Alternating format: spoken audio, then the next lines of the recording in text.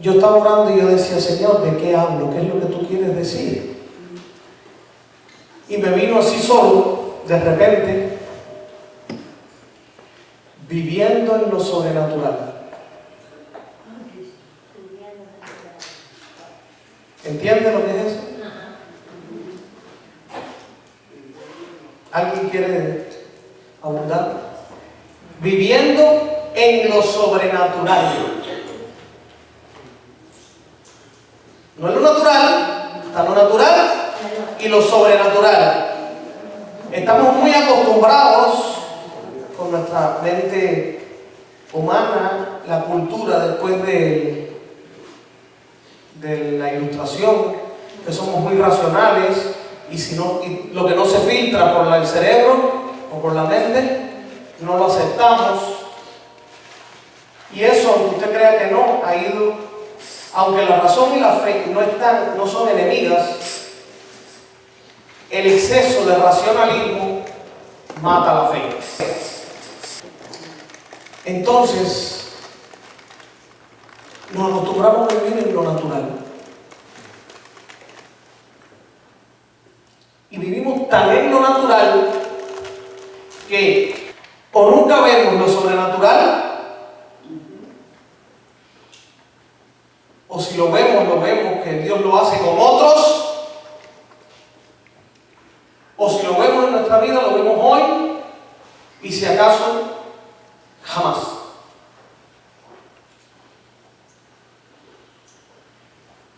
¿Y qué es lo sobrenatural? Según el diccionario dice, es aquello que excede los términos de la naturaleza. Lo preternatural, sobrehumano, va más allá de la fuerza humana, lo divino, celestial, lo taumatúrgico, es decir, lo que deja a todo el mundo así, extraordinario, fabuloso, asombroso, maravilloso. Y la primera pregunta que tengo hoy es, ¿tu vida cristiana está llena de asombro, de eso espectacular, de eso maravilloso de Dios? ¿O tu vida cristiana se ha convertido en una rutina diaria de todos los días hacer ciertas prácticas religiosas o ciertas oraciones, pero tú nunca ves a Dios actuando en tu vida? Y aunque no quiero dar la respuesta, voy a decirles que un indicador de si usted está viviendo o no en lo sobrenatural son los testimonios. Si cada vez que se pide testimonio usted no tiene testimonio, usted no está viviendo en lo sobrenatural. Está viviendo a nivel natural. Y por eso no tiene testimonio, porque usted no ve nada que pase alrededor suyo ni en su vida que sea asombroso, que sea extravagante, que sea la manifestación del poder de Dios que te deja sin palabras. Estamos viviendo simple lo natural. Y hay toda una corriente en la iglesia de pensamiento que ha ocurrido, se ha desarrollado de la Edad Media para acá, donde cada vez mucha gente le hace rechazo a lo sobrenatural. Una, porque no tiene cómo explicarlo. Otra, en otros casos, porque no lo pueden controlar. Y el ser humano, en su afán de querer controlarlo todo, cuando ve que algo no lo puede controlar, tiende a quererlo apagar o destruir. Por varias razones. Está la falta de fe también, el racionalismo excesivo. Pero cuando usted solo confía en lo que usted puede razonar, como somos seres humanos y todos en algo nos equivocamos, usted se puede estar equivocando.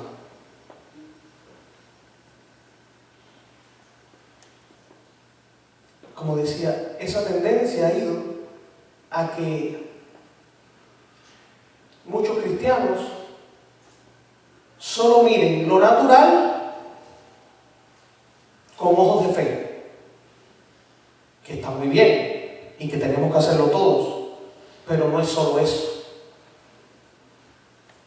cristianos, y digo la tendencia, es siempre, usted lo escucha en predicadores, lo escuchan muchas personas que dicen, vamos, no es lo literal que dice, vamos a el mensaje espiritual o la moraleja que nos deja tal texto bíblico o tal experiencia de Dios. ¿Qué significa eso? Que de alguna manera, o usted no cree que eso ocurrió en ese momento, y tiene que darle una visión o una interpretación subjetiva o una interpretación desde la moraleja que quiere decirme el texto, o a lo mejor sí creen que ocurrió allí, pero que hoy no puede ocurrir.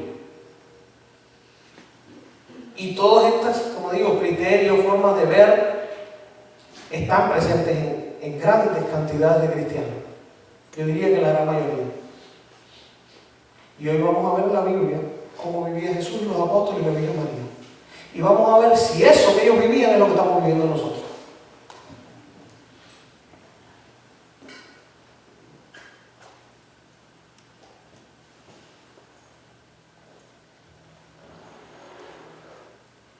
Dios es infinito. Siempre hay más. Guárdese esa frase en la mente. Siempre hay más. Dios no se agota. La gracia, la misericordia, el poder de Dios no se agota. Siempre hay más. No se limite a vivir lo que los hombres o el mundo le dicen. Hay más. Si usted y yo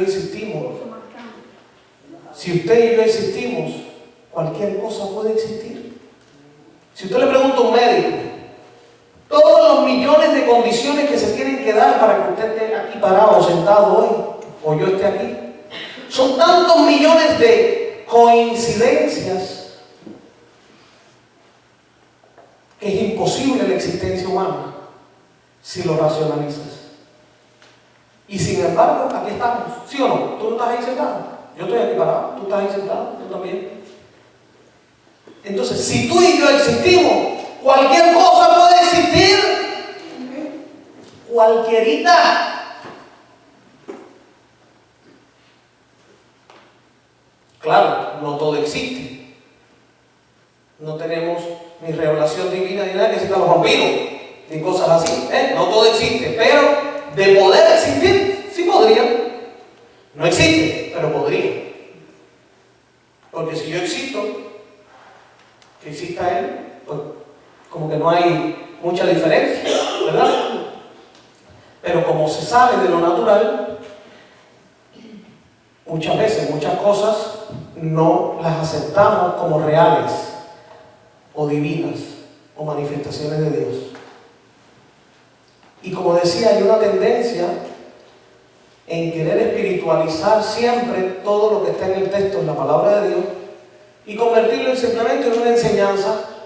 Un ejemplo, hay personas que tristemente piensan, cristianos, teólogos, cristólogos, viene del protestantismo, de varios teólogos protestantes que empezaron a anunciar eso, y después la Iglesia Católica se pegó y se coló, y el Papa tuvo que algunos ponerlos en su sitio, corregirlos, y después ya Benedicto XVI sacó un libro sobre la vida de Jesús y el Evangelio y la vida cristiana espectacular, que explica y aclara que todo lo que dice el Evangelio sí ocurrió, textualmente lo que dice. Y hay una encíclica de la Iglesia que también lo afirma y lo asegura, donde dice que todo lo que dice el Evangelio ocurrió. Porque hay personas que dicen que no ocurrió tal conversión de agua en vino. Eso es simplemente una metáfora, una manera de decir que lo importante es la intercesión del amado, que lo importante del texto es que Bueno, Jesús sintió compasión de los novios. Y si existió o no el milagro, bueno, eso no es importante. Hay gente, esos cristólogos, dicen eso. Sin embargo, gracias a Dios, hay una encíclica y el Papa Benedicto XVI aclaró y dijo, cuidado, por muy teólogo que usted sea, el magisterio está para discernir y controlar lo que es y lo que no es. Gracias a Dios tenemos magisterio, porque si no fue un relajo todo. Pero bueno, vamos a meternos en esto más profundo. No sé si hasta aquí me han logrado entender, porque he hablado un poco filosófico, un poco teológico, un poco, no sé. Quiero traerlo al lenguaje de la bodega, de la esquina del mercado. No sé, ¿me han entendido hasta ahora o no? Si no, lo bajo más. ¿Me han entendido? Ok. La idea que quiero transmitir es: se puede vivir en lo natural, en la rutina diaria, en eso, y desde ahí, que todos estamos llamados a hacerlo, no es que una cosa niegue la otra. Y desde ahí, con ojos de fe, interpretamos la realidad y lo que nos sucede y vemos a Dios actuar. Y otra manera, que es la que yo vengo a hablar hoy aquí, es la sobrenatural. Es cuando Dios rompe con todas las leyes físicas, con todo lo posible, y hace posible lo imposible. Como el caso de Mili, su cáncer, que fue sanado, y muchos otros aquí que han sido sanados muchas cosas, pero ahora no voy a tocar el tema. La vida de Jesús y los apóstoles, de la Virgen, ¿cómo usted cree que fue? ¿Solo lo natural o lleno de lo sobrenatural?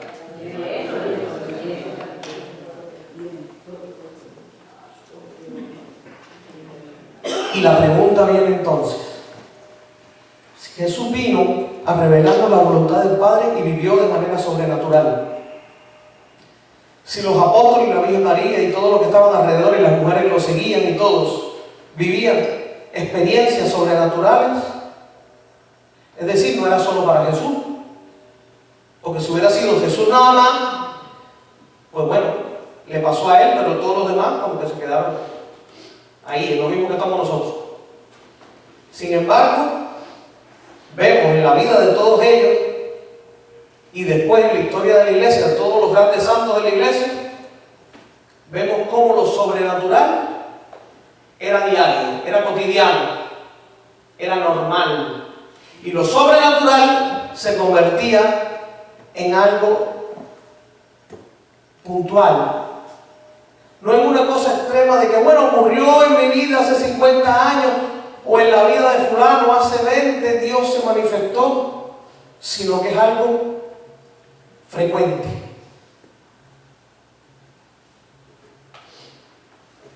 Después le digo por qué, pero sigo. La iglesia nos enseña que la manera más común de recibir la gracia de Dios, la vida sobrenatural, son los sacramentos. ¿Pero cómo? Si yo veo gente que se bautiza y se confiesa y sigue cometiendo el mismo pecado, y se acerca a la comunión, ni la atención le presta, y se casa con la iglesia, y bueno, y por aquí y por allá son adúlteros o son estos, son aquellos. ¿Cómo que los sacramentos transmiten la gracia? Pues sí, pero los sacramentos, aunque ocurren en el momento que usted los recibe, dependen de la disposición interior de la persona. Hay gente que recibe un sacramento y Dios lo sana, lo bendice, hace millones de cosas, y el de al lado recibe el mismo sacramento y no le pasa nada. ¿Por qué? Porque este que estaba aquí tenía ciertas condiciones, desde fe a otras cosas, y el que estaba acá no. El que estaba acá se acercaba a la comunión como si fuera una ética del altar. Pero ella se acercaba como lo que es el cuerpo y la sangre de Cristo. Y por eso Jesucristo podía actuar y manifestarse. Por eso hay gente que se pregunta, ¿y por qué? Esta pregunta me la han hecho a mí. ¿Por qué si Jesús se hace presente en la misa con su cuerpo y con su sangre, no ocurren los mismos milagros que ocurren a veces en el grupo de oración o en la calle cuando tú oras por aquí? ¿No se lo han preguntado? A mí me lo han preguntado. Y la respuesta es, no depende de Jesús. Dice que Jesús en su pueblo no pudo hacer muchos milagros porque no tenían fe. Depende de la actitud de los que se acercan a la misa. Porque he visto otras iglesias, otros sitios donde la gente se acerca con fe en la misa y es donde más milagros ocurren. Y se acercan a una adoración del Santísimo y es cuando más milagros ocurren. ¿Recuerdan al Padre Emiliano Tandil? Él no oraba fuera de la misa por los enfermos normalmente, algo puntual por alguien, pero normalmente era dentro de la misa o en una adoración del Santísimo. Pero ¿cómo actuaba Dios? Poderosamente, porque Él está presente ahí. Pero porque los que estaban ahí tenían fe, porque el sacerdote que estaba ministrando o dirigiendo esas ceremonias tenía la fe de que ese Jesús que está vivo ahí podía hacer eso en el pueblo que está ahí. Y entonces Dios lo hacía. Pero si el pueblo no tiene fe o el sacerdote no tiene la suficiente fe de que Dios va a hacer eso ahí, no es el sacramento, somos nosotros los que no tenemos la fe. Y Dios entonces no puede hacerlo. Eso es un llamado a que usted en su parroquia, bueno, la mayoría somos de aquí, pero hay otros que nos visitan, en su parroquia, mire a ver qué va a hacer usted para que la misa de cada domingo se convierta en un evento de fe pura y verdadera y no en una rutina religiosa de cumplir para después irme a fiestar. O porque mi mamá de niño me llevó y ya, bueno, conozco a todo el mundo y ese es mi grupo social. Mire a ver qué le está haciendo, qué usted va a hacer, porque esa es misión de cada uno de nosotros, para transformar esa realidad en la iglesia donde usted vaya. Pero sigo, no me quiero desviar más. A través de los sacramentos, Dios hace los milagros más grandes para la salvación de nosotros. Y vamos a ver si no es verdad. Mire, a través de la Eucaristía se hace presente el cuerpo y sangre, el mismo Jesucristo, ahí, vivo y resucitado. Dígame que mi mayor milagro de un pedazo de pan y un poco de vino se conviertan en el mismo Dios. ¿Ocurrió un milagro? Sí. Pero ¿por qué entonces no nos admiramos? Porque no lo vemos. Hay que verlo con los ojos de la fe, no con estos. Cuando usted se confiesa, ocurre otro milagro. ¿Qué es lo que nos merecemos todos por el pecado? La muerte y el infierno y el castigo eterno. Sin embargo, usted va, se confiesa y Dios hace otro milagro que restaura completamente su vida espiritual y usted empieza a estar nuevamente en comunión perfecta y plena con Dios. Vamos a otro sacramento. ¿De cuál otro quieren hablar? La confirmación. La confirmación. En la confirmación se confirman las promesas del bautismo y se recibe, aunque se recibió en el bautismo igual, pero se recibe, vamos a decir, el sello del Espíritu Santo. Está sellado ya, tú eres de Jesucristo ya para siempre.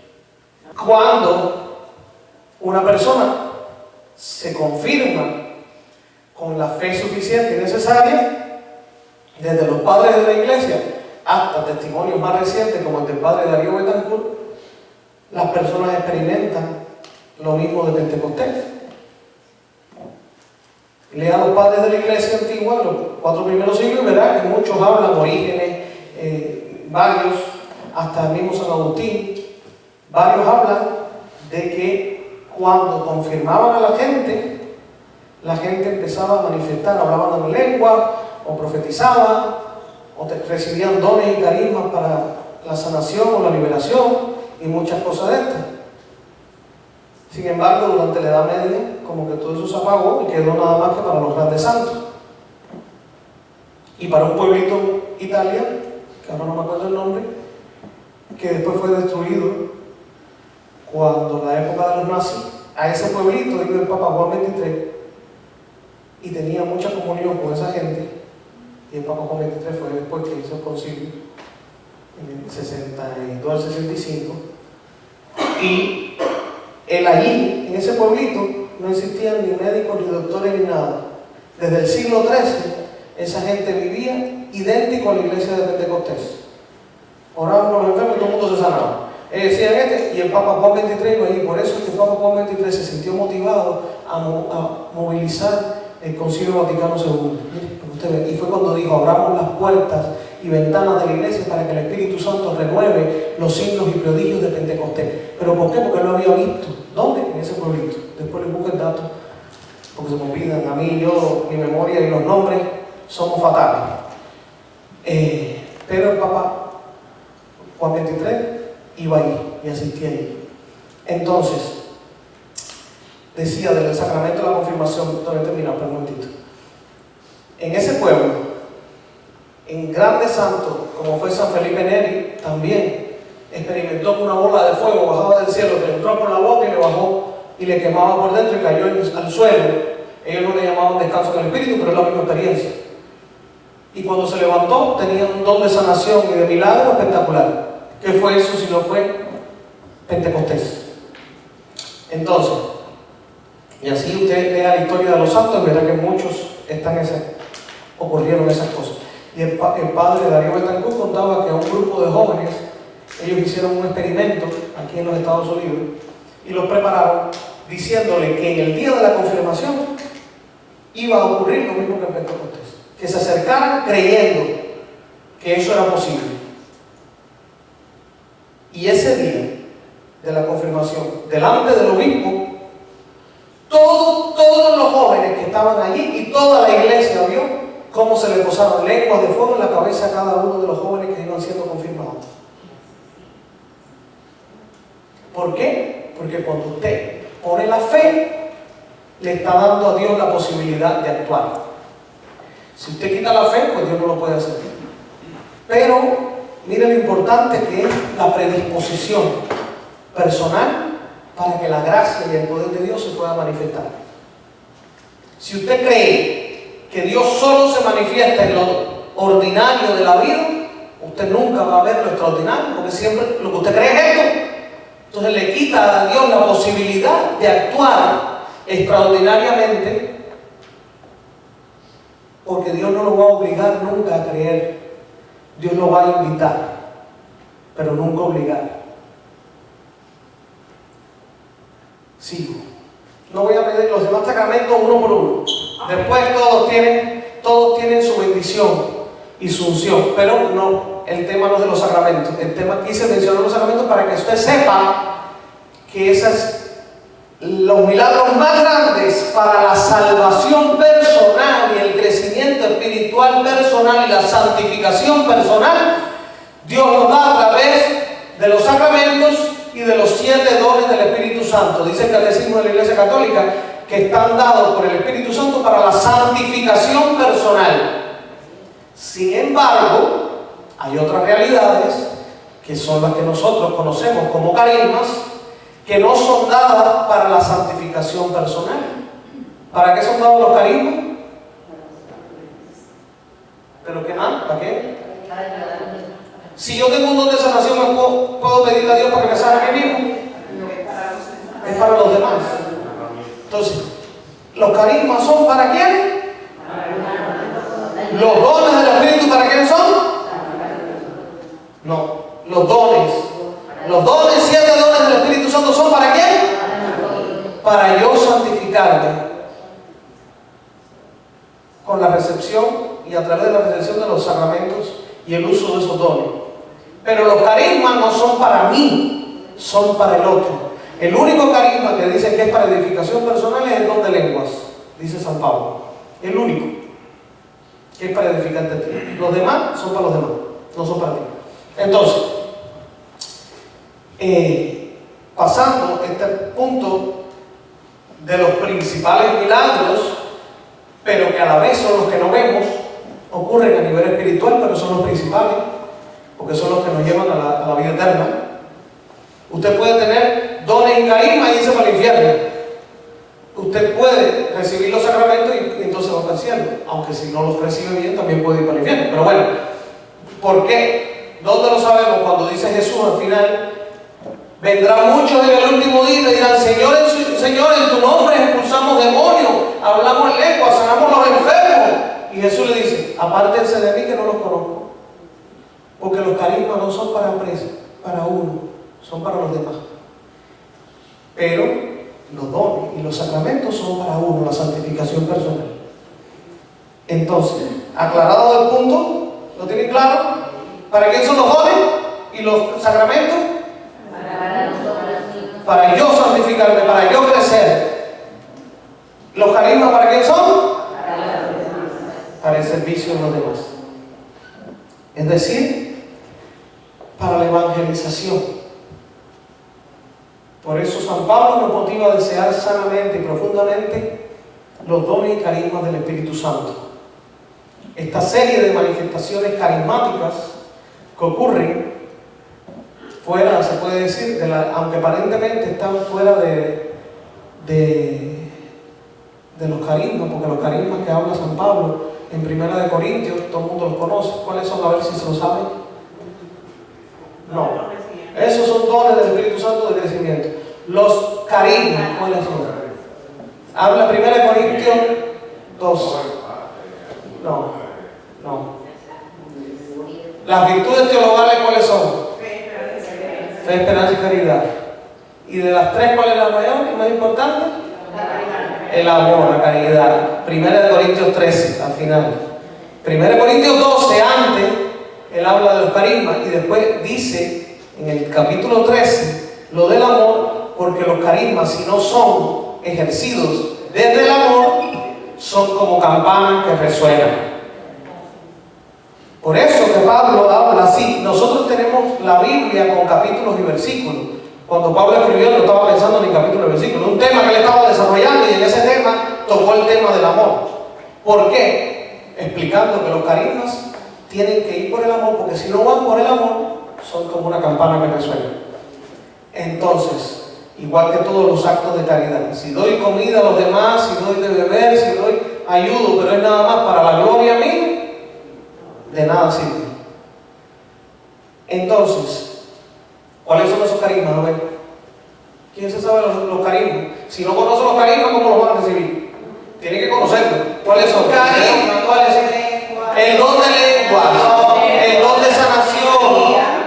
No, esos son dones del Espíritu Santo de la lista de Isaías, los que son para crecimiento personal. Estoy hablando de los carismas, 1 Corintios 12. ¿A quién se ha leído 1 Corintios 12? Porque los veo un poco perdidos. Profecía, don de profecía, don de palabra de conocimiento, digo. ¿Qué más? Don de sanación, discernimiento de espíritu. No, consejo es don del Espíritu Santo, de los 7 dones del Espíritu, son para crecimiento. Estoy hablando de los carismas. Palabra de conocimiento, que no es el don de conocimiento, es el que yo expliqué a él ahorita, en el que Dios te revela qué está haciendo en alguien o la causa de un problema de alguien para que tú lo ayudes y él pueda sanar. La palabra de sabiduría, que no es lo mismo que la sabiduría como don, es una palabra que Dios te da, que a veces el que la da sin saber que le está dando, la dice, y esa palabrita, esa frase o esa cosita toca el corazón de la persona y lo lleva a la conversión o a un cambio. Esa es palabra de sabiduría. ¿Cuál más está? Discernimiento de espíritu, para saber qué cosa viene de Dios, qué viene del hombre y qué viene del diablo. ¿Cuál más?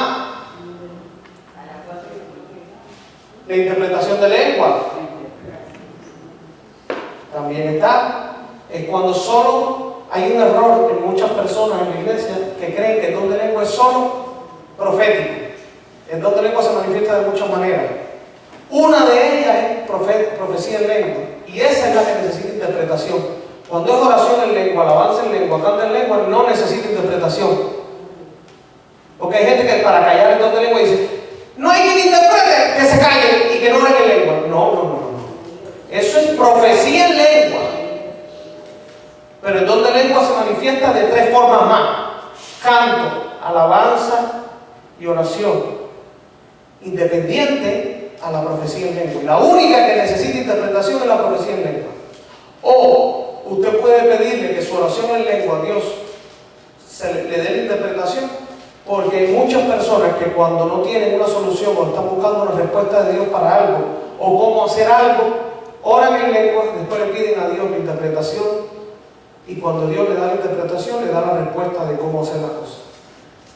Un truquito para que usted empiece a practicar en su vida lo que oran en lengua.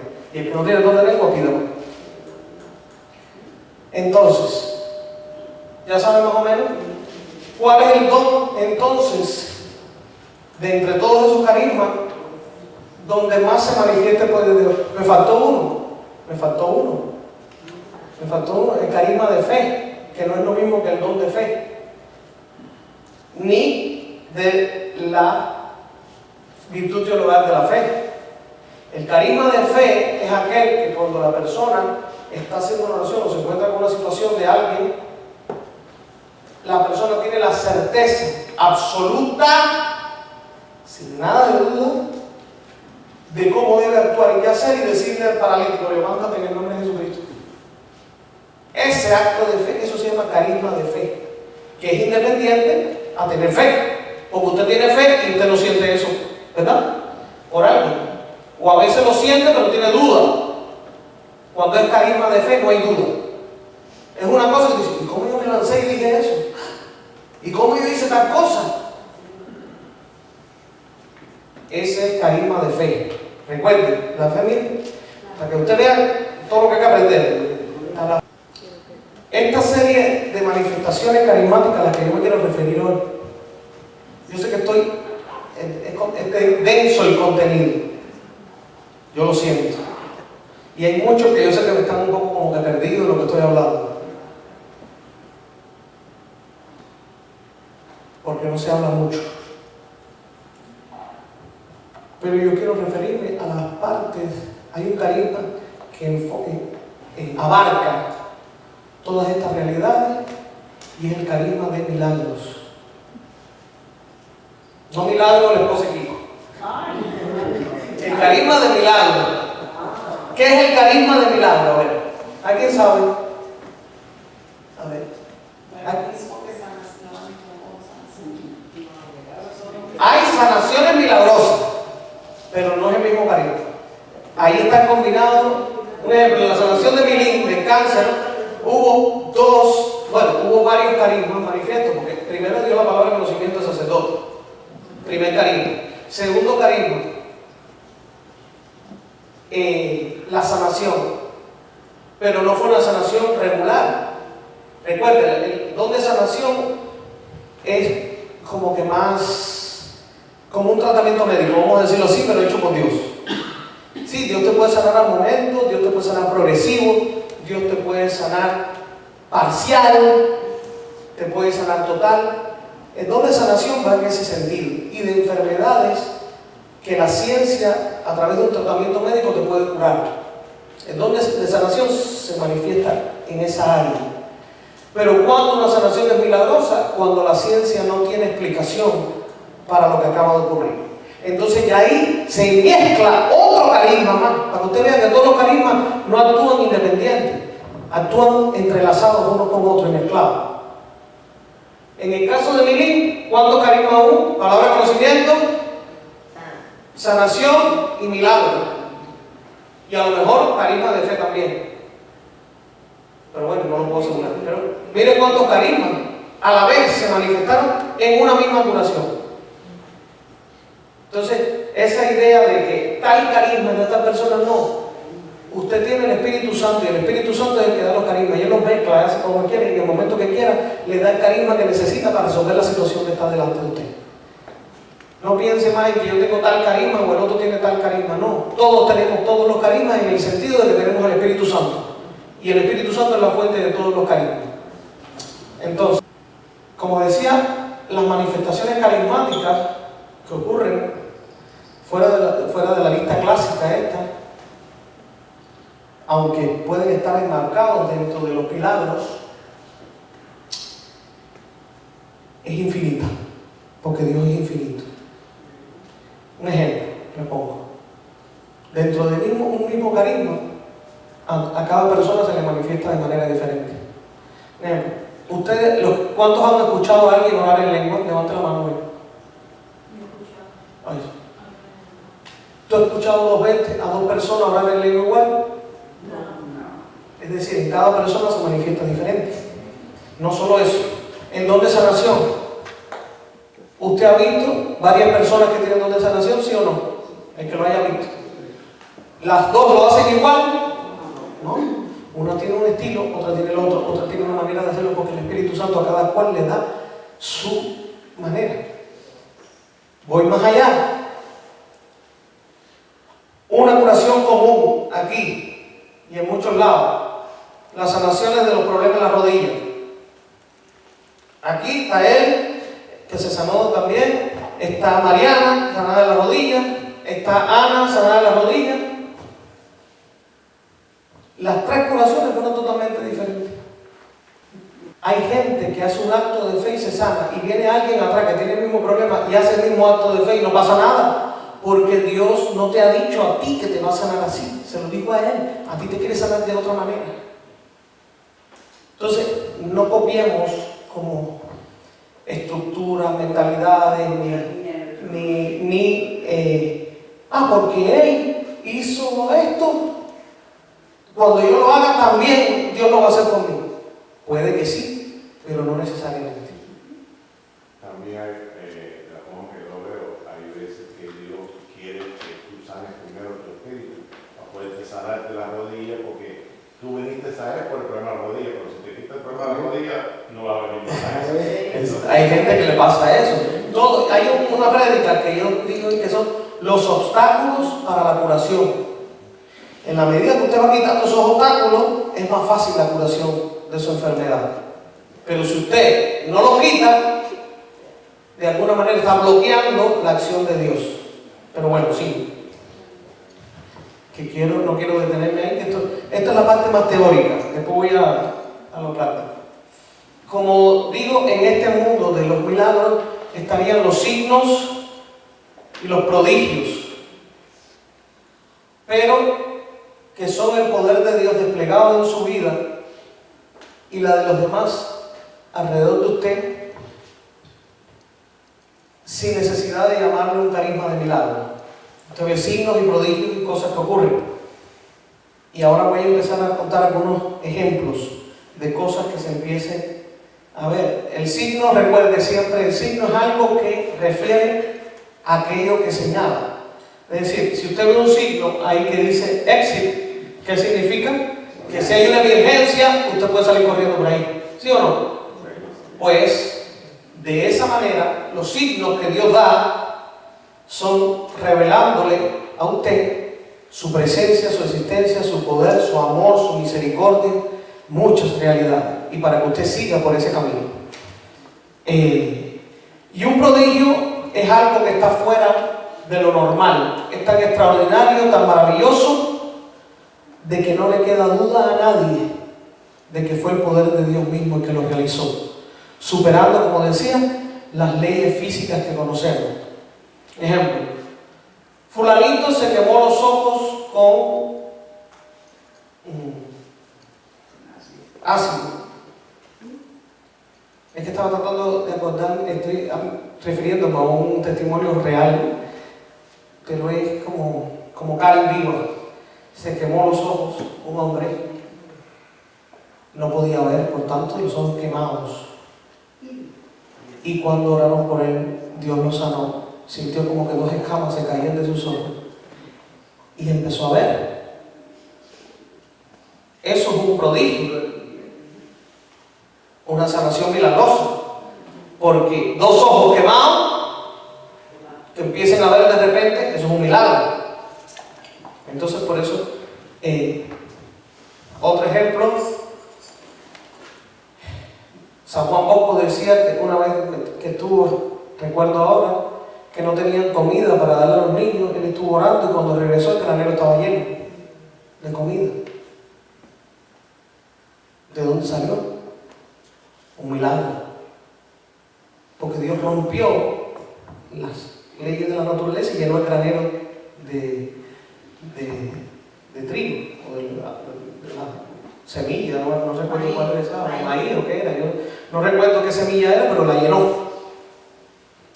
Y en el Antiguo Testamento, Elías cuando llega a casa de aquella mujer viuda, vivió ahí y de poquito aceite aquello siguió saliendo aceite, y salió siguiendo y comieron por mucho tiempo. No son cosas que van en contra, o no en contra, sino superan las leyes naturales de la naturaleza, de la realidad que nos circunda. Es maravilloso cuando entonces usted se puede ver dentro de esa vida y de la vida pública de Jesús, caminando con Él, viviendo todo lo que Él hacía, que a veces damos por hecho, pero que no reflexionamos y que no entendemos del todo. Entonces yo voy a leer, vamos a leer, lo hemos dicho todos, voy a repartir ahora 4 textos bíblicos, casi todos son de Mateo, y alguien que me los lea. Mateo 14, 14 al 21. Y vamos a ver, en este caso, que Jesús sana a todos de toda enfermedad, no solo de dolorcitos de cabeza, de un dolorcito en un hueso, en una rodilla, sino a todos de sus enfermedades y multiplica los panes y los peces. Lee. Al desembarcar, al ver tanta gente, se reunieron y tuvo compasión y sanó a los enfermos. Al caer la tarde, los discípulos se acercaban para decirle: estamos en un lugar despoblado y se hace tarde. Despide a esta gente para que se vayan a las aldeas y compren algo de comer. Pero Jesús le contestó: no tiene necesidad de irse, denle ustedes de comer. Ellos respondieron: no tenemos aquí más que 5 panes y 2 pescados. Jesús les dijo: tráiganlo para acá. Entonces manda a sentarse a todos en la hierba. Toma los 5 panes y los 2 pescados. Levantó los ojos al cielo, pronunció la bendición, partió los panes y se lo entregó a los discípulos para que se los repartieran a la gente. Y todos comieron hasta saciarse. Se recogieron 12 canastos llenos de pan, de pedazos de sobras. Los que comieron fueron unos 5,000 hombres, sin contar las mujeres y los niños. Palabra de Dios. Óigame, ¿usted escuchó lo que acaba de decir? ¿Usted escuchó lo que pasó ese día? Usted se imagina allí, usted cierra los ojos un momentito y mírese allí, rodeado de Jesús y de toda esa gente, esa multitud de gente con hambre.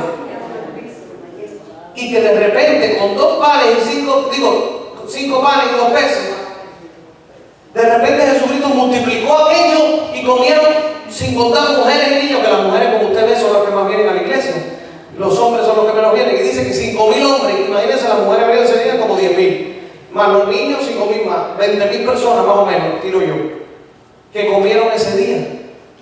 De 5 panes y 2 peces. Eso no le, como dicen en inglés, blow your mind. Eso no le hace como que entrar en cortocircuito. Como que no lo acepto. Exactamente, no le hace entrar en cortocircuito eso.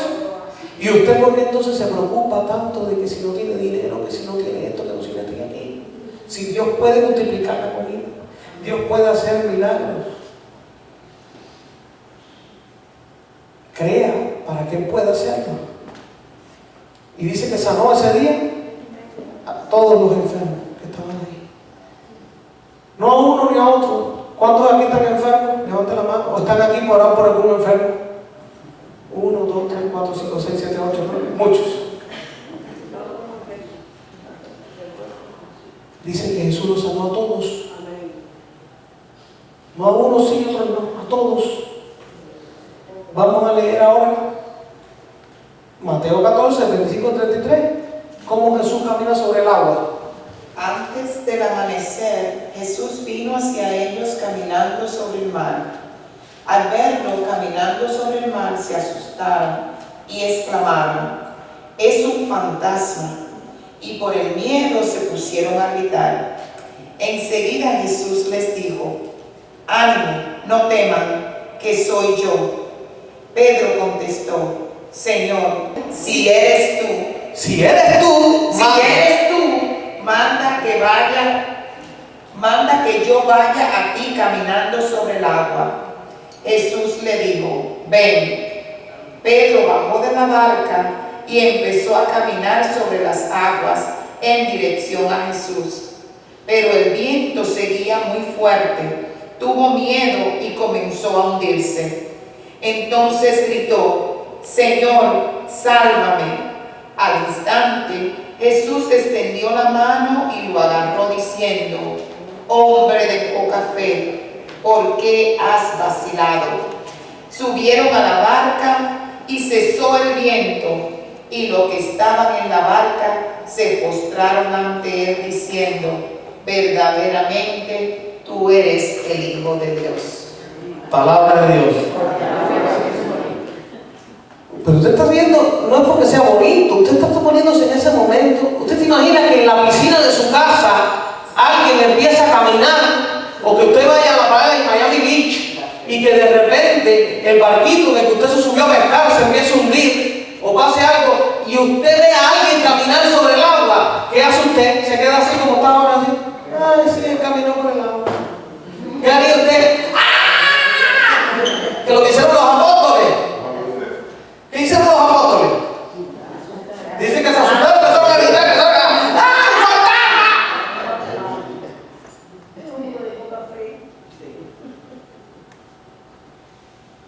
Miren lo que hizo Jesús, caminó sobre el agua. Pero vamos a ver qué más hizo. Estoy poniendo 4 ejemplos ahora mismo. Posible. ¿Quién va a leer Mateo 17? A Marta, 17, 27. Es un versículo nada más. Jesús paga con dinero de la boca de un pez. Léelo ahí. Pero por no ofender a nadie, vete al lago, echa el anzuelo y saca el primer pez que pique. En su boca encontrarás una moneda que será suficiente para pagar mi impuesto y el tuyo. Llévala y págalos. Palabra de Dios. Usted está imaginando, usted está viendo cómo Dios tiene y Jesús tiene la solución para todos sus problemas, y usted se la pasa preguntando cómo va a sacar dinero para pagar la renta, o cómo va a sacar dinero para el mortgage, o qué da dinero. Jesús lo puede hacer de manera que le saque el dinero hasta de la boca de un pez. Usted se imagina decirle a un pescador: vayan y de la boca de un pez saquen una moneda. En todo caso, de la manera natural, sería: vayan, pesquen, vendan el pescado y el dinero que cojan, entonces con eso pagamos. Esa sería la manera natural, lógica, en la que pensaría un pescador, ¿verdad? Pero como yo, que soy pescador, que toda la vida he lanzado tantas redes, que toda la vida he pescado tanto y nunca en la boca de un pez me he encontrado un dracma ni nada, ni esa moneda tan grande que cubre los dos, ¿cómo yo voy a creer?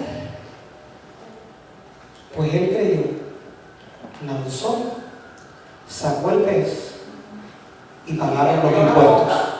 Le abrió la boca, actuó en fe y sacó la moneda y pagaron los impuestos. Usted está pensando y razonando lo que está pasando. Es que es el poder de Dios, vamos.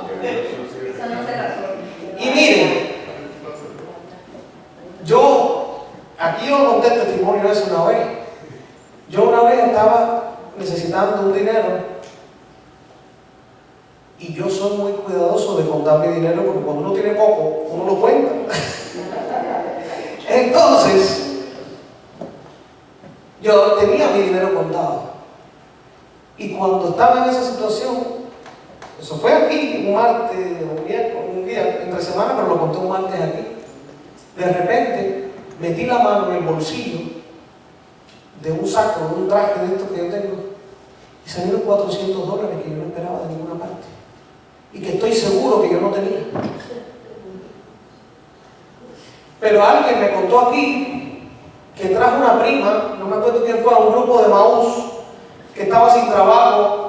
¿Quién fue? A veces alguien se acuerda aquí quién fue ese caso, que trajo a la prima al grupo de Maús, hizo un retiro y que cuando abrió la Biblia encontró en la Biblia, empezaron en su Biblia que no había nada, empezaron y salieron como $300 o algo así, no sé. ¿Quién fue ese? ¿Quién fue ese? ¿Zaida o quién? No. Es un familiar de alguien porque quien me lo contó fue familiar aquí, pero ¿quién fue? No te acuerdas quién fue, pero yo sí te acuerdo. ¿Te acuerdas del testimonio? Ese. Pero, mire, Dios nos sacó de la boca un pez. A mí me lo puso en una cabeza. A ella se lo puso dentro de la Biblia. Yo conozco un caso, conozco la persona, es de fiar, y por eso lo creo, yo no lo vi. Que una iglesia que estaba pasando una necesidad muy grande, el grupo se puso a alabar y a adorar a Dios fuertemente. No le contaron. De la nada empezaron a caer billetes de $20 en el techo. La gritería que salvó fue tan grande. Claro, en nuestra mente racionalista eso como que no entra. Eso es imposible. Eso es alguien que puso el billete y lo empezó a tirar, o alguien lo tiró así, porque queremos buscar la explicación a todo racional. Pero cayeron tantos billetes que cansó para pagar la deuda y otras cosas más. Conozco otro que no tenía dinero, solo tenía como eran $10,000, y sintió que Dios le dijo que cogiera los $10,000 y se lo diera a alguien que lo necesitaba más. Se quedó con su cuenta vacía. Al día siguiente recibió un cheque de una persona que él le odiaba a él y le dijo: tú sabes que tú y yo no nos llevamos muy bien, pero yo estaba en oración y el Señor me dijo que te mandara, y me mandó un cheque por $1 millón.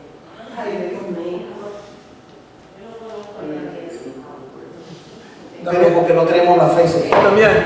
Espera, déjame terminar porque tengo que contar. No, de eso mismo que tú estás diciendo esto, yo llevo un seminario en el Espíritu en la iglesia del Yeso, aquí está Milagro. Cuando llegué me dice la persona que con la hora de comida no hay comida, porque todas las comidas se quemaron. Es más, yo pensaba que el padre iba a cerrar esto porque el humo del parqueo, yo decía, aquí se quemó todo. Yo decía, vamos a orar, porque si el padre encuentra que esto está quemado, que se quemó toda la comida, nos va a cerrar el local. Hicieron un rosario y una cosa así. Cuando vino el padre a dar la bendición, no huelía nada. Y hubo tanta comida que nosotros allá abajo en el altar repartimos a Camilo Hago la comida. No sé quién le atrajo. Gloria a Dios. ¿Ven? Dios puede multiplicar. Yo conozco una. De hecho, ese testimonio estoy esperando, lo cogí en España ahora, pero estoy esperando un mes, porque ¿sabes? Me gusta comprobar después de un mes, para que nadie diga después de que son testimonios cogidos al momento y puestos al momento, y que esa era la histeria de la persona, porque suele haber la incredulidad lleva a las personas a decir eso. Entonces, para evitar eso, yo tomo el testimonio al momento, pero espero un mes, y después pongo testimonio tomado hace un mes y confirmado ahora, de que sigue bien la persona. Pero la van a conocer porque tiene un testimonio lindo que no lo voy a decir hasta que no me lo confirme con un mes. Pero ocurrió hace 3 días y ella me estaba hablando conmigo. Me contó. Ella era amiga de mi mamá en Cuba y todo, y me contó un día, ella tiene un hijo síndrome de Down. Me dijo: yo un día estaba en Cuba sin dinero para mi hijo y sin nada que comer. Y cuando estaba orando porque no tenía nada que comer, y mi hijo síndrome de Down, y yo imagínate, sola. Cuando terminé de orar, dije, Señor, tú lo sabes todo y tú tienes el poder. Instantáneamente, cuando terminé de orar, entró una llamada de Estados Unidos de un familiar diciéndole, ve a casa de no sé quién que te acabo de mandar dinero. ¿Ves cómo Dios usa un método u otro para bendecirte? Así. Entonces, vamos a leer el otro texto, que es el testimonio de Jesús calma la tormenta. Marcos 4, del 37 al 40. Entonces se desató un fuerte vendaval y las olas entraban en la barca, que se iba llenando de agua. Jesús estaba en la popa durmiendo sobre el cabezal. Lo despertaron y le dijeron, Maestro, ¿no te importa que nos ahoguemos? Despertándose, él increpó al viento y dijo al mar, silencio, cállate. Y el viento se aplacó y sobrevino una gran calma. Después les dijo, ¿por qué tienen miedo? ¿Cómo no tienen fe? Palabra de Dios. Te alabamos, Señor. ¿Aquí qué hace Jesús? ¿Calma qué? La tormenta. Mire, usted sabe la cantidad de veces que aquí un martes o un jueves yendo para Madre del Redentor dicen que las lluvias van a ser tan grandes. Yo me he puesto a orar y he dado los testimonios tanto aquí como allí, que media hora antes de empezar el grupo de oración la lluvia ha desaparecido y después, si acaso al final de la noche vuelve a empezar a llover. Aquí son testigos de eso. Jesús lo hizo, y si usted ora con fe, lo va a volver a hacer. Sanó a los enfermos, controla las tempestades. Mire, yo en el año 2019, me pasó recientemente, pero en el año 2019 me ocurrió muy gracioso. Yo estaba en mi trabajo y yo me iba para España igual con la hija de María Esther, el esposo y otra pareja, amigos míos.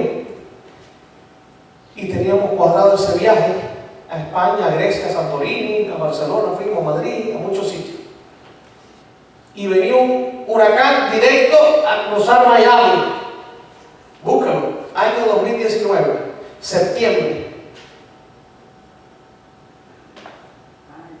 Y venía directo a cortar Miami la mitad. Decían que iban a cerrar el aeropuerto. Y yo dije, no, señor, como que el aeropuerto sin viaje se nos va a caer y vamos a perder todo lo que hemos invertido en comprar 7 aviones cogimos de tantos sitios que fuimos, imagínense.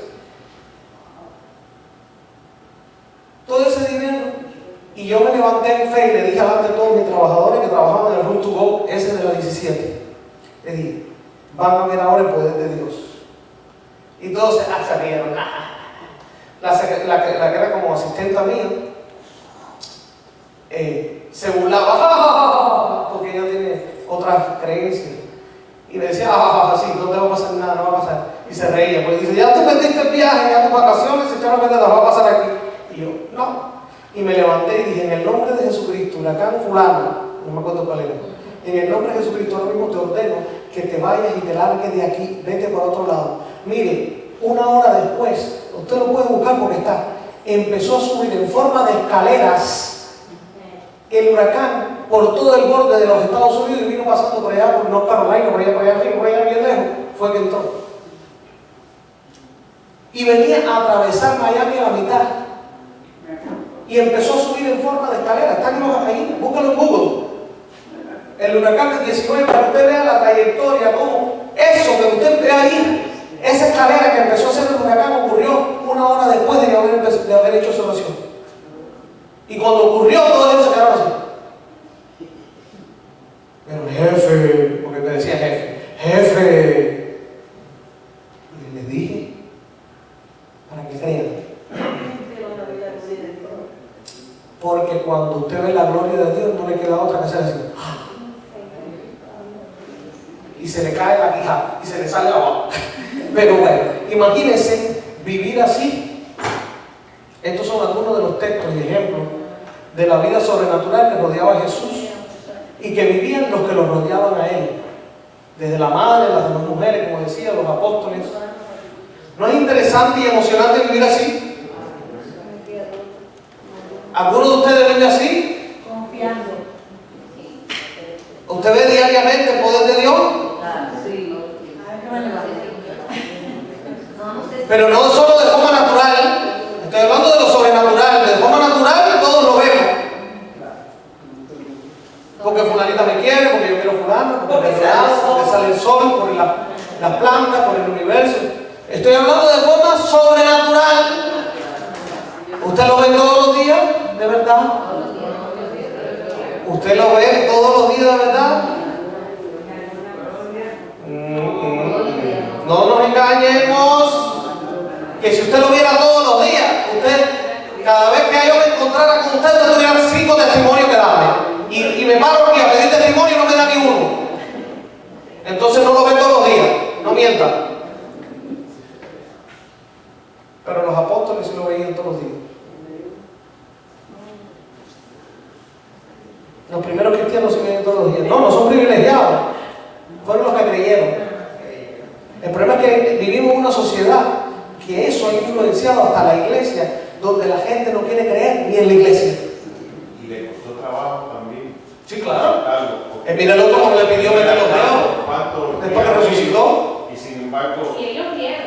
Exactamente, no. Tomás que le dijo, si resucitó Jesús de los muertos, y le dice, si yo no lo veo en este video, no lo creo. La incredulidad que me refiero es la incredulidad de que si no lo ven, no lo creen. Y el mismo Jesús, yo lo dije un día aquí, Jesús decía, si ustedes no ven señales, no creerán. O no creen. Mucha gente en la iglesia ha usado ese versículo para criticar a los que están abiertos a las señales, a los signos y a los prodigios. Mira, Jesús dice, si ustedes no ven, no creen, incrédulos. No. Hay otra manera de interpretar ese texto, y es, si ustedes no ven, es decir, hasta que ustedes no vean, no creerán. Y dígame si eso no es la experiencia de cada uno de nosotros. A nosotros nos dijeron que Dios sanaba, ¿sí o no? Sí. Pero hasta que no vimos la curación, no lo creían. O no es así. Dígame si alguien aquí es tan santo, más que Santo Tomás, que le dijeron, tu enfermedad te vas a sanar, y no lo dudó. Dijo, sí, seguro ya estoy sano. ¿Verdad? ¿Verdad? Muchos, después que vieron la curación, fueron entonces creyeron que Dios podía curar. Recuerden, mucha gente aquí, varias veces nos han dicho, cuando tú llegaste a esta iglesia, yo pensé que tú eres un farsante, un embustero, un mentiroso, o que estabas loco y que te creías todo lo que decías. Y el día que lo experimenté fue que me di cuenta que no. Pero hasta que no lo experimentaron, Damián, ¿qué era? ¿Loco o mentiroso? Pero bueno, pero me refiero, vamos a ver ya lo vi, este texto. Entonces, ¿quieres empezar a vivir así? ¿Quién quiere empezar a vivir así? Bueno, no veo manos que se levantaron, así que no hay mucha gente que quiera vivir en la gloria. Hay gente que quiere seguir viviendo lo natural, de todos los días, lo mismo, en la rutina diaria. Pues el camino más eficaz para eso es el morir a ti mismo. ¿Y qué es morir a ti mismo? Ya no buscar tu interés personal, no defender tu filosofía personal, no imponer tus cosas personales, sino dejarte guiar, controlar, dirigir, someterte a la voluntad de Dios. A la voluntad de Dios. Cuando tú haces eso, es el primer paso para empezar a experimentar la gloria de Dios. Amén. En tu vida. Y no solo a nivel natural, sino sobrenatural. Otro aspecto importante a señalar es que la lectura de la palabra de Dios, la oración diaria, la recepción de los sacramentos con frecuencia, el buscar cada día en qué puedo ser mejor y abandonar el hombre viejo. Eso es lo que se llama conversión. Van ahí creando el terreno fértil para que Dios pueda empezar a sembrar las plantas o hacer los milagros en esos árboles que no iban a crecer en tu vida, para que crezcan y florezcan. Yo tuve una experiencia, ahora que le dije que tenía testimonio que contarles, voy a empezar. Tuve una experiencia primero en Madrid cuando llegué. Aparentemente a muchos les puede parecer una bobería, pero para mí son manifestaciones de la gracia de Dios y de los ángeles que me guían. Yo estaba en Madrid y yo llevaba un bolsito que iba enganchado a la otra maleta, pero la cinta, la correa de aquí, era muy alta. Entonces cada vez que yo movía la maletica, aquello iba dando vueltas para todos lados, y aquello se caía para todos lados y arrastrando por todos lados, y aquello me tenía un poco alto. Y cuando ya yo me iba de donde estaba en casa de una amiga mía, que ella vive aquí ahora, y entonces el cuarto de ella estaba vacío, entonces estaba allí con los hijos de ella, bueno, con el hijo y los sobrinos. Digo, necesito un alfiler, que allá le llaman imperdible, no sé ustedes, cada cual en su país, cómo le llaman, el que usan los bebés grandes así. Mire, eso en una casa donde no hay bebé es posible que no exista, ¿verdad? Y pero puede ser que cualquiera lo pueda tener en una casa, porque yo lo quería de unas dimensiones específicas, yo lo quería así, grande, porque la cinta de la correa era tan gorda que yo quería uno grande, potente. Y yo les pregunto a ellos, oye, ¿ustedes no tendrán por ahí un imperdible de esos grandes de bebé? La sobrina estaba por allá y me dice, sí, yo creo que hay, ahora yo busco. Tiene que haber alguno por ahí, tal vez no tan grande como tú quieres, pero debe haber alguno. Y yo estaba parado en la puerta de la habitación de ella, y el hijo de ella estaba delante de mí, ella tiene 27 años, es el que me dice Tito Damián, porque desde chiquitico. Entonces, hago así y sentí como que Dios, el Espíritu Santo o el ángel me hizo mirar para el lado, y nada más que miro para el lado veo muchas cajitas y digo, ¿imaginas si en esta cajita de repente yo la saco y salgo imperdible? Y hago así, ay, suena a alfileres, déjame abrir. Cuando abrí, estaba el único imperdible de la casa y de este tamaño. ¿Me va a decir a mí que ese no fue Dios? En una casa de 5 cuartos, pero no bastó ahí, no paró las manifestaciones en España. Bueno, ya vieron la de la muchacha soprano, amiga mía, que recuperó la voz después de 2 años sin poder cantar. El concierto el día 2. Y van a haber más testimonios, porque no los he subido. Hay otro que voy a subir ahora también, de una que ocurrió hace 9 meses ya, pero ella no me lo había hecho, ahora que estuve en España lo cogí, que el yerno de ella era un hombre de la calle, era drogadicto, homeless, allá en España. Y llegó con una gangrena a un hospital un día, alguien lo tiró ahí, en coma, y le cortaron la pierna y lo llamaron a ella, la contactaron diciéndole que no contaban con él, que ya se iba a morir. Era muy avanzada la situación, que se iba a morir, él estaba en coma. Ella me llama y me dice, Damián, por favor, que él y su hija no se hablan, no se llevan bien, porque han tenido problemas con la vida esa que llevan. Y yo no quisiera que él se muriera sin que mi nieta y él se reconciliaran. Entonces vamos a orar. Yo hice una oración, 7 días después salió del coma y hoy está en la calle perfectamente, sin un pie, pero está perfectamente bien para la gloria de Dios. 7 días después, el que estaba muerto, Jesús lo resucitó. Pero el testimonio lo voy a subir en estos días porque lo oigan de la boca de ella. para la gloria de Dios.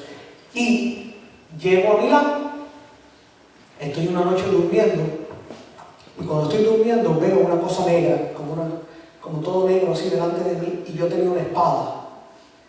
Y yo empiezo a darle a la espada y empiezo a orar y a como hacer liberación contra los demonios y guerra espiritual. Y aquello como que no hacía nada, y era como espadazos en el aire, en la oscuridad. Y de repente seguí orando, y de repente aquella oscuridad se abría, se cortaba, y lo que había detrás era como un cuadro de estos muy lindos, de angelitos, de estos angelitos que usted ve, con alitas y no sé qué así. Y cada vez que yo daba un sablazo, la oscuridad y la tiniebla se iba, y aquello nombraba así, y se veían los angelitos. Y yo iba dando, hasta que llegué a una esquina abajo, y por mucho que le daba, no se iba a la oscuridad. Y sentí que en el sueño me dijeron: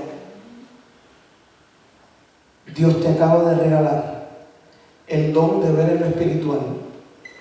Ahí está el demonio.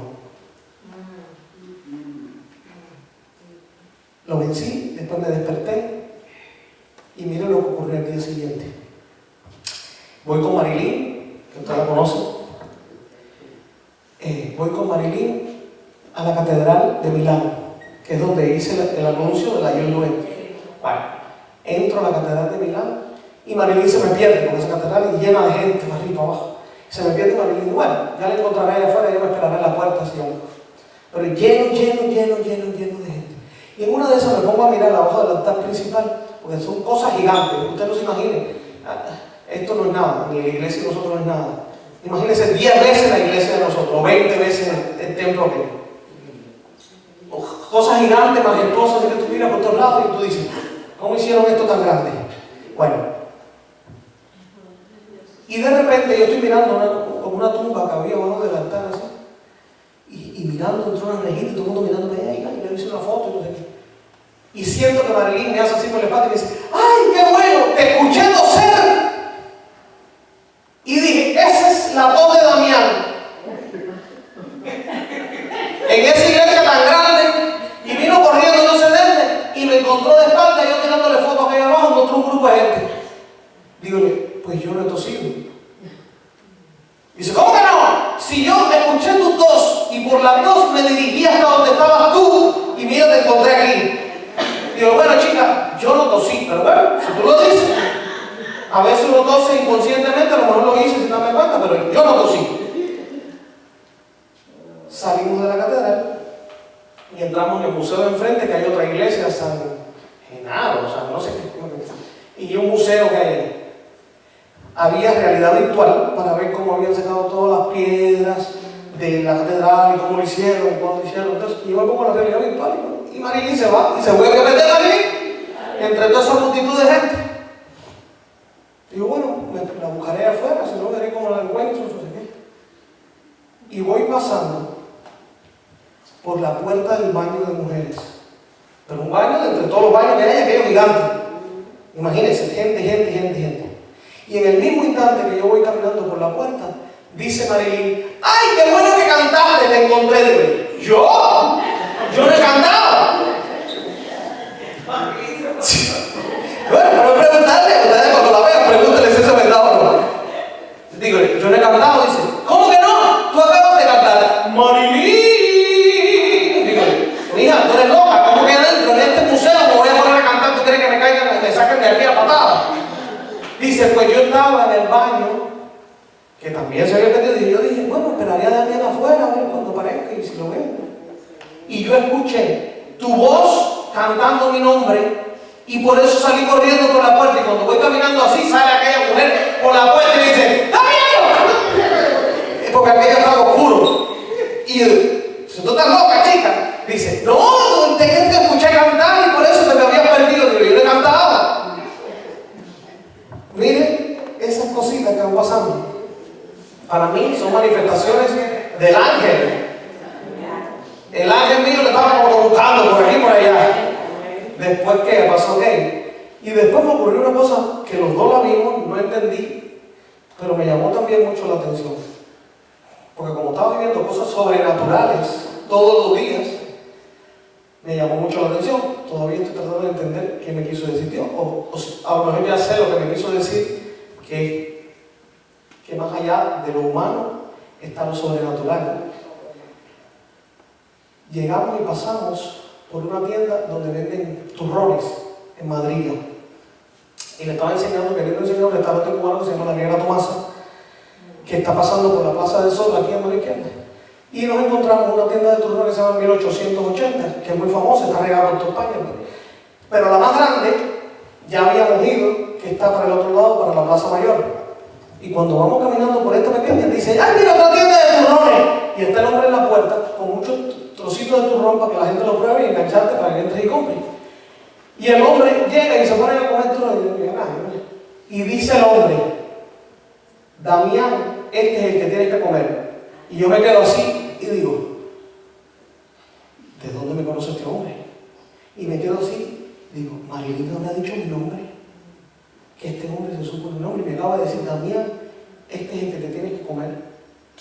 Y me quedé así como que, y nos vamos, pero me quedo así, digo, me conocerá de la ópera de cuando yo cantaba aquí, y el hombre me conoce. Y me quedo así, y sigo, pero aquello no me dejaba. Y cuando iba allá a doblar de eso, digo, Marilyn, tú mencionaste mi nombre por casualidad de eso. Yo no recuerdo que tú me dijiste, tú me mencionaste mi nombre. No, mío, no, que mencioné, estaba atrás de los turrones. Que yo no te he mencionado tu nombre, ¿para qué? Dígole, es que yo escuché que ese hombre me dijo, Damián, este es el que cree con él, dice ella, yo también lo escuché. Y yo, aquello ya no pude más y regreso. Y le digo, lo miro así, como queriendo decir, ¿cómo empieza esta conversación? Que él me entienda. Y yo lo miro y le digo, y lo miraba y el hombre como, y yo, bueno, una pregunta, ¿usted me conoce a mí de algún sitio? Dice, no. Dice, digo, ¿usted sabe cómo yo me llamo? Dice, no.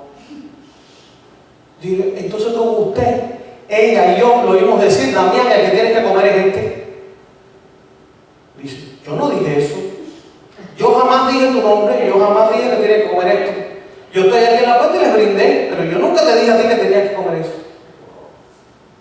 Y Marilyn y yo, los dos, lo vimos y escuchamos cuando el hombre me dijo, Damián, tienes que comer esto. ¿Lo comiste? Sí, claro, lo comí. Estaba muy rico, por cierto. Entonces, había un turrón que se llamaba Damián. no lo había. Pero, aunque ese ejemplo como tal no es nada del otro mundo, pero sí me dice algo, Dios me está diciendo, yo estoy y actúo aun cuando la gente no se da ni cuenta. Y aun cuando la gente hace cosas que ni ellos mismos saben que están haciendo, soy yo, son mis ángeles. Y te acaban de hablar y actuar. Están empezando a ocurrir fenómenos así.